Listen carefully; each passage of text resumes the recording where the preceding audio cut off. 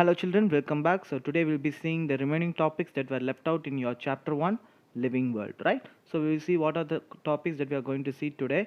So the first one, you're going to learn about the types of bacteria, that is the different types like archaebacteria, cyanobacteria, that you're going to learn. And then you're going to learn about the fungi, characteristic features and its reproduction methods. And then you're going to learn about the classifications of fungi. And then you're going to learn about the mycorrhiza, what is mycorrhiza, what is the importance of this mycorrhiza, and then you're going to learn about the lichens and its types, right? So first we'll see about this archaebacteria. So archaebacteria, they are the primitive prokaryotes, which means that they are the ancient bacteria and they have a rigid cell wall too.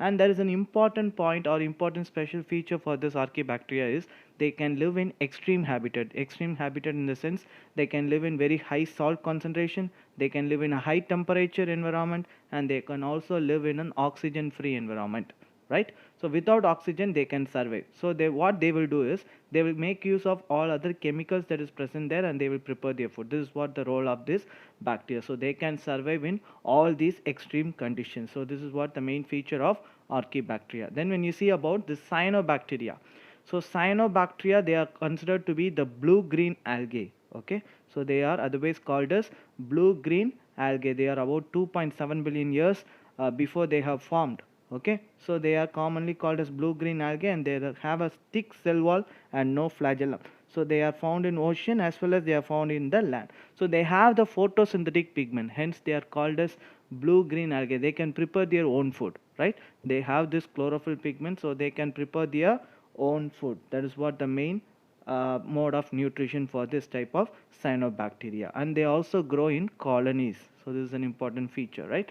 And then another one important point, they have that chlorophyll I told you. What are the chlorophylls that is present is chlorophyll A, phycocyanin, okay, and phycoerythrin. That is phycocyanin is a blue color one, phycoerythrin is a red color one. So these types are present and they are also seen in aquatic environments including oceans and ponds and lakes. Everywhere you can see this cyanobacteria. So now we'll see about the salient features. So first one, so the members of the group are prokaryotes and lack motile reproductive structure. They are prokaryotes and they lack motile reproductive structures. Motile reproductive structures in the sense they have the reproductive structures which cannot move. Okay, they are not having the motility. So this is what. And the second one is thallus, the body, how the body of the cyanobacteria is. It is a unicellular, means that is crocococcus, and colonial is also there, filamentous is also there. So colonius means Glyocapsa, filamentous means it is nostoc. And then when you see the third one, protoplasm, how it's the protoplasm is present here is central, you are having the protoplasm, that is called as centroplasm, and in the peripheral region that is called as chromoplasm. Then when you see the material, the food is stored as a cyanophysian starch, like how the food is how they prepare their food, they store their food in the form of this cyanophysian starch. It is a starch, right? And then when you see the salient features, photosynthetic pigments, as I already told you, it is the phytocyanin and phycoerythrin is present. And then in some forms, colorless cells is found in the terminal position. So in the terminal position of this cyanobacteria, some of the colorless cells can be formed in some cases, and that is called as heterocyst. So what is this heterocyst is doing is, it is involved in the nitrogen fixation process. So nitrogen fixation is also done by cyanobacteria with the help of formation of cells called as heterocyst, which is colorless in nature, right? And then they reproduce only through vegetative methods and they produce actinides. And then when you see that is, actinides is a structure, right? So reproductive vegetative methods they follow and they form a structure called as actinides. And then we see the eighth point, the presence of mucilage around the thallus. There is a formation of a layer called as mucilage around the body of that particular cyanobacteria, and therefore they are called as myxophyceae. Okay, myxophyceae. So these are the salient features of cyanobacteria. I hope this is clear, right? And next, mycoplasma. So this mycoplasma is otherwise called as molecules. So they are very small. Okay, they are very small, leomorphic gram-negative microorganisms. You have already learnt about the staining procedure, I think, right? So gram-negative, gram-positive. So here it is gram-negative microorganisms. So they were first isolated by Nockert and his co-workers in 1898. So they lack cell wall. So they do not have cell wall. Look at this diagram. They just have 3-layered cellular membrane. They have the DNA inside. So it is just a not having any cell wall, right? And another one important point here you have to write is the DNA will have a low guanine and cytosine content when compared to other true bacteria. So here, what is this guanine and cytosine? You have already learnt when you are learning about the DNA, you would have heard about this word, nitrogen base pairs. You have learned, right? So adenine, guanine, thymine, cytosine. So here guanine and cytosine will not that is it will be in a low content, okay, when compared to other bacteria. So that points we will be learning now. So mycoplasma are very small pleomorphic gram negative organisms, and they lack the cell wall and they appear in the form of a fried egg, and the DNA contains low guanine and cytosine. As I told you earlier, the guanine and cytosine content will be very less in case of mycoplasma. And then they cause diseases also. They cause diseases both in plants as well as in animals, right? Example, fluoropneumonia. So it is a disease caused by the Mycoplasma mycoides, okay? So it is an example. Then when you see about the actinomycetes, so actinomycetes is a actinobacteria. So these actinomycetes are also called as the ray fungi. They are also gram positive, right? So they are in the filamentous form and they are gram positive too. And then when you see, they are anaerobes or facultative anaerobe microorganisms. So anaerobes means you know that they can live without oxygen. So they are anaerobes and they do not produce any aerial mycelium. You cannot see the mycelium on the top or in the above surface. So that is what they do not have any aerial mycelium, and their DNA contains high guanine and cytosine, whereas mycoplasma contains less guanine and cytosine, whereas this actinomycetes, that is the actinobacteria, it contains the guanine and cytosine in a very high amount, okay. And we are going to learn, this is what the structure, how it looks. It is a filamentous structure, right? And then we are going to learn about two types or two examples. One is Frankia. It is a symbiotic actinobacterium. Symbiotic means it lives in close relationship with some other plants. So that is what symbiotic. So here it is found in the non-leguminous plants, roots of non-leguminous plants. What it is doing is it is helping in the fixing of nitrogen. It just helps to fix the nitrogen to the plant. So that's the example of actinomycetes, that is Frankia. And then another one example, Streptomyces. So what is this is, it is also an actinobacteria which lives in the soil. So you could have seen this, or you could have experienced this when you when the rain after the rain you can see a smell that is coming out from the soil, right? So that is what the earthy odor, you will tell it as the earthy odor. So this is due to this Streptomyces, and this mainly due to the presence of geomsin.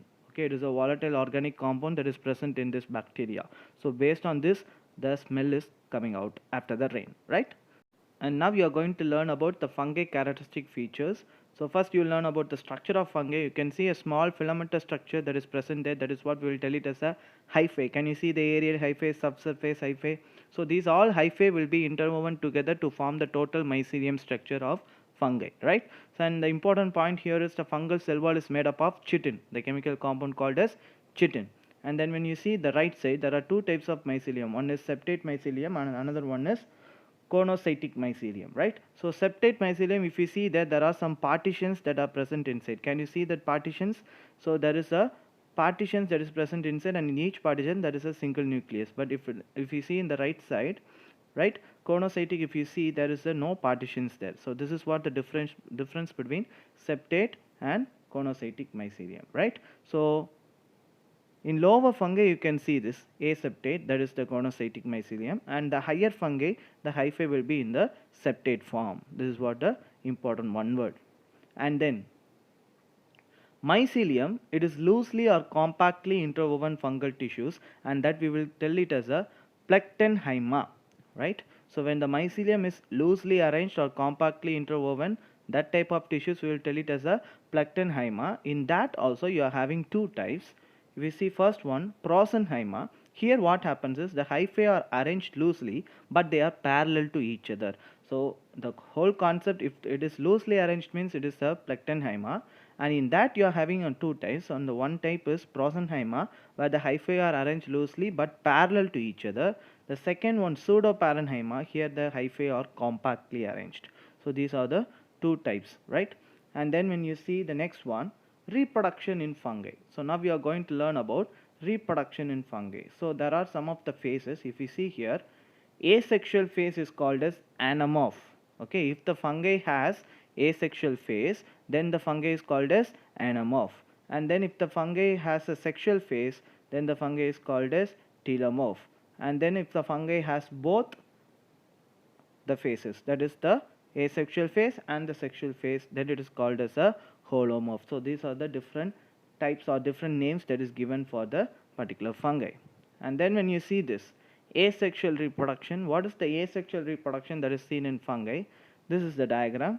So with this diagram you can easily understand the different types of asexual reproduction methods. So first one, zoospore formation. So from the zoosporangium, zoospores will be formed, and then sporangiosspores also will be formed from sporangium. And then there are some of the types, like in the C you can see the name of this type is chlamydospores. So thick walled cyst will be formed, or thick walled spores will be formed. Can you see this thick walled spores? So this is what called as chlamydospores. And then the hyphae is getting broken down. So this is what called as oidea or thalospores or arthrospores. Here the hyphae will get divided and develop into a spores, right? And next when you see down, there are the formation of conidia, and from that conidia you will get the conidiospores. So these are the different types, and even in yeast you can see the budding. Okay, so there are different types of asexual methods: zoospores, conidia, oidea, fission and budding, and also the chlamydospores. And next if you see the sexual reproduction, you can see the planogametic copulation and gametangial contact. So when you see about this planogametic copulation, it is just a fusion of motile gametes. So just a male and the female is getting fused together. Here you are having three types. If you see there, isogamy, anisogamy and oogamy. What are these names is, isogamy means, iso means identical. So here both the gametes are same. Can you see? Yes, both the gametes are looking similar. Whereas if you see anisogamy, it is just an opposite of isogamy. So in anisogamy, one is bigger in size and another one is smaller in size. So they are different in their morphology, right? So this is the anisogamy gametes. And then when you see oogamy, one will be bigger, that is you can see the egg is very bigger, but egg is non-motile, whereas sperm is very smaller, but it is having the tail and it is motile. Sperm will come and move towards the egg. So this is what the oogamy is. Okay, I hope this is very clear. And then the gametangial contact, that is during the sexual reproduction a contact will be made. So male part, that is antheridium, will come in contact with the egg and it will result in the reproduction process. Likewise you are having the gametangial copulation also. Copulation means just a fusion. Okay, contact means coming contact together. Copulation means it is just a fusion which will result in the formation of zygospore. Okay, and then there is a process called as spermatization. So in this method what happens is, a uninucleated microconidium is transferred to the receptive hyphal cell. So a cell will be transferred to a hyphal cell and this will result in the fertilization process. And then somatogamy. Somatogamy is just a fusion of two somatic cells of the hyphae.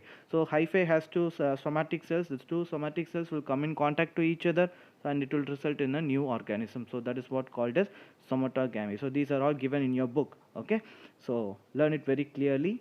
And then classification of fungi. If you see the classification of fungi, these are the major classifications. So Phycomycetes, ASCOMYCETES, BASIDIOMYCETES and DEUTEROMYCETES. So these are the basic classification of fungi, and you are going to learn about OOMYCETES and ZYGOMYCETES under this Phycomycetes only. Okay, and then you are going to learn about the ASCOMYCETES, and then you are going to learn about the BASIDIOMYCETES, and then you are going to learn about the DEUTEROMYCETES. If you can see the names that are given to these, can you see Phycomycetes? They are also called as lower fungi.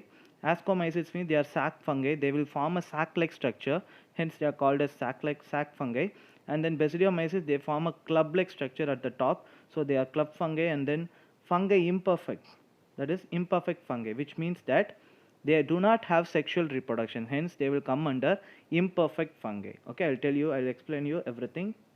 Now first one, oomycetes. So this is how the oomycetes look. Okay, then they are conocytic mycelium is present. So here also conocytic mycelium is present, and cell wall is made up of glucan and cellulose. So the compound of cell wall of this oomycetes is glucan and cellulose. Okay, and then zoospore, if you see, one whiplash will be present and one flagellum will be present. So this is what the structure. Then if you see the method of reproduction, sexual reproduction, it is oogamous. You know what is oogamous, right? Oogamy. One will be bigger in size and it will be not motile, that is the egg will be non-motile, and then the male will be motile and it will be very small, so it will come and fuse. That is what the oogametes. So this is what happens in your oomycetes. And the next one is zygomycetes. So zygomycetes means this is the structure of zygomycetes. The example for zygomycetes, a rhizopus. I have given the structure of rhizopus. So this type of fungi, they are mostly saprophytic. So they will be degrading the dead and decayed matter, and some are parasitic too. So they live on their host and they affect their host. And then some examples they have given: bread mold fungi and coprophilous fungi growing on the dung. So all these will come under the zygomycetes. So here if you see about the mycelium, it will be a branched one and conocytic, and also asexual method is formation of sporangia, right? Sporangium you can see at the top, right, lip side. Spores will be produced, that is the sporangia spores from that particular sporangium. So this you can see when you keep a bread in a moist condition in a normal room temperature, you can see a formation of some fungi on it. So that is what this zygomycetes are, right? So sexual reproduction, if you see, it is formation of gametangia resulting in the zygospore. So two gametes, male and female, will come together, that is the antheridium and oogonium will come together and it will fuse and it will result in the zygospore. So this is what the zygomycetes. Example is rhizopus. Understood, children? Yes.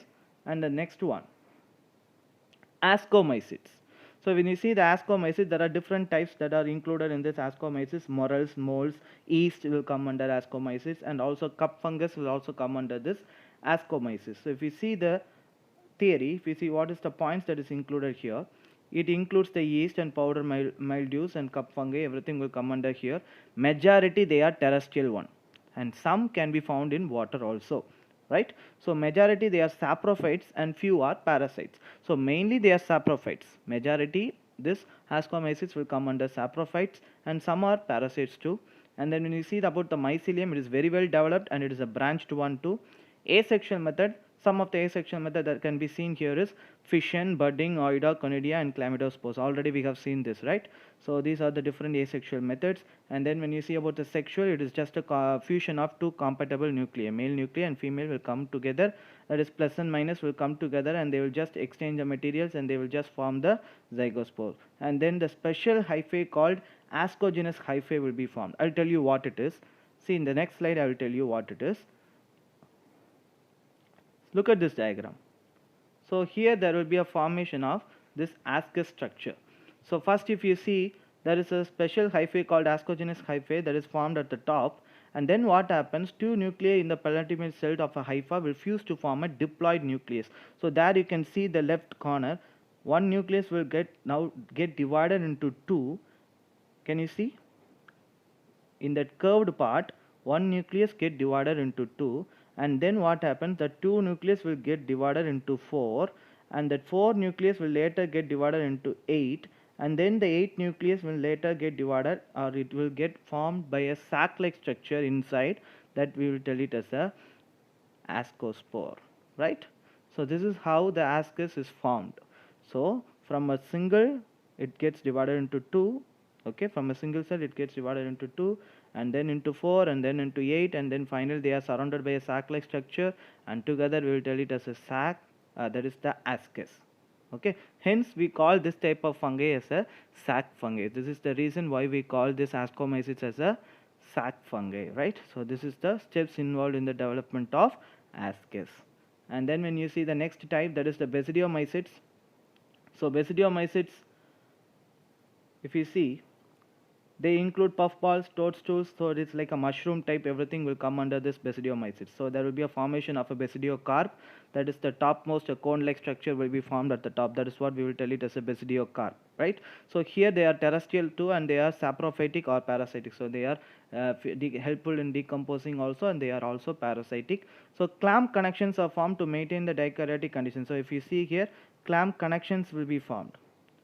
So connection between two things will be in a form of a clamp-like structure. That is what the clamp connections. When you see about the mycelium, it is very well developed and septate. So with three types, there is primary, secondary and tertiary. Three types of septate can be seen there. And then asexual method, it is a conodia, oida or budding method. Right? I have already discussed about this method. And then the sexual method, sex organs absent, but the body cells, there is a somatogamy will go on. it will just, the somatogamy process I have already explained you, right? So the somatic cells in the hyphae will go and fuse together and they will result in the plasmogamy, okay? And then the karyogamy occurs and there will be a formation of 4 basidiospores. Can you see here? Basidium with 4 nuclei will result in the 4 basidiospores, right? 4 haploid basidiospores. And then the basidium with the 4 basidiospores is club shaped and hence it is called as club fungi. So here you can see this basidial structure. Can you see this, ma? At the base of this basidiocarp you can see this basidia structure.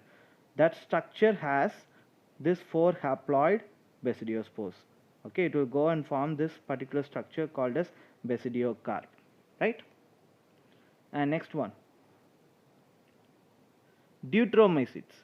So deuteromycetes are also called as imperfect fungi. As I told you earlier, they do not have the sexual method of reproduction. So when you see here, they are also known as imperfect fungi. Majority they are saprophytes in soil and many are plant and animal parasites too. So they can be seen in soil as a saprophyte or they can be seen in some plants and animals as a parasite also.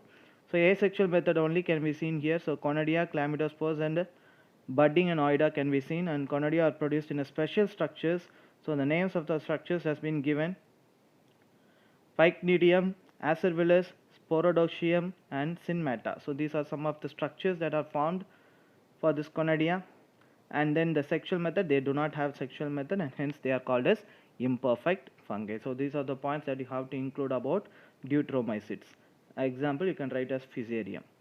And then we are going to learn about the mycorrhizae. So what is this mycorrhizae is, the word has a meaning. Mycos means fungus and rhiza means root. So here if you see, the fungi will be living in a close association with the root of some plants. So that is what called as mycorrhizae. So if you see here, mycorrhizae is a symbiotic or mutualistic relationship. What do you mean by symbiotic or mutualistic relationship? Mutual means what? Both will get benefited. Okay, the fungi also will get benefited, at the same time the plant is also going to get benefited out of this fungi. So that is what the mycorrhiza is. So when you see about this, what are the importance? Why this mycorrhiza is there? Why it has been attached with the root of the plant? So first to help to get the nutrition. It will help to get the nutrition for the particular plant. Then it improves the availability of minerals and waters to the plant. So it also helps the plant for getting the minerals as well as the water. Then the drought resistant. So this is also possible with the help of this mycorrhiza. So drought resistance, and then it protects roots of higher plants from the pathogens. So from the pathogens also it is giving protection. So this much uses are there when a plant root has a fungi in it. So that is what called as mycorrhiza. And then about the lichens, if you see, have you heard about the word lichens? So this is what a association of algal and the fungal hyphae. Can you see, fungi and algae are present in close relationship with each other. They are in a symbiotic relationship. The algal cells will be there and in between the fungal hyphae will be there, right? So this is the cross section of a lichen. You can see when you are seeing this lichen, you can see the association of these two types. That is, one algal cell will be present and fungal hyphae will be present. They will be living in close relationship with each other, right? So the lichen is a composite of fungi and algae, or it may be a cyanobacteria too. So there is a mycobiont and a photobiont in lichen. What is this mycobiont and a photobiont? Algal partner will be called as a phycobiont or the photobiont, and whereas this fungal partner is called as mycobiont, right? Myco means it defines that it is a fungus, right? Mycology, study of fungi. Likewise here, mycobiont means it says that it is the fungal partner is mycobiont and the algal partner is called as phycobiont, or you can tell it as a photobiont, right? And then classifications of lichens based on habitat. When you see that first one, corticolous, that is you can see on the barks. This is based on different area where it is present. So if it is present on the bark, you will call them as a corticolous. And then on wood, if it is present, that is lignicolous. And then on rocks, if you can see this lichens, that is called as saxicolous. And then on ground, if it is present, that is called as terricolous, right? And then there are some of basis of morphology. If you see here, first one, leprose, that is a distinct fungal layer will not be present. That is what the first type, that is based on the morphology or classifying the lichens, right? So when there is a no fungal layer that is present, that is leprose. and when there is a crust-like or leaf-like appearance, that lichens will be called as crustose, and then when there is a branched or shrub-like appearance, that will be called as fruticose. So these three types are purely based on morphology, how they appear. So if there is a no fungal layer means there is leprose, if there is a crust or a leaf-like structure means there is a crustose, and if it is a branched shrub-like appearance means that is a fruticose. And then there are further some of the types of lichens based on distribution of algal cells. So based on how the algal cells is being distributed, the first type is homoiomorous. So if you see here, algal cells are evenly distributed in the thalamus. So they will be distributed very uniformly. So that type will be called as homoiomorous, right? And then heteromerous. Heteromerous, if you see here, a distinct layer of algae and fungi. Both will be present. A distinct layer of algae and fungi will be present. That is what called as heteromerous. And then you see about the fungal partner of lichens. So based on the fungal partner of lichens, you are going to give two names for that particular fungi. So first one is ascolichens. Here the fungi which is present in that lichen will belong to ascomycetes. So the fungal partner, it is belonging to which category? That is what we are seeing here. So if the fungi that is associated with this algae, if it belongs to ascomycetes, then that particular lichen will be called as ascolichen. And then if the fungus that is present in the lichen is belonging to basidiomycetes, then we will tell that as a basidiolichen. So these are the other types of lichens. So with this chapter is over. So I hope this is very clear. Just understand the basic points. Don't need to study everything that is present in the book. Just read out and understand the common basic points, and then you learn that alone for your exam, right? So as I told you, please take notes from this video. I hope this is the last video. From next week we are having the Google Meet classes, live Google Meet classes, right? So please prepare well, and as I told you earlier, your notes should be ready. Everything should be copied down in your classwork note. I will check your note once you come to your school, right? So see you soon in the next class. Thank you, children.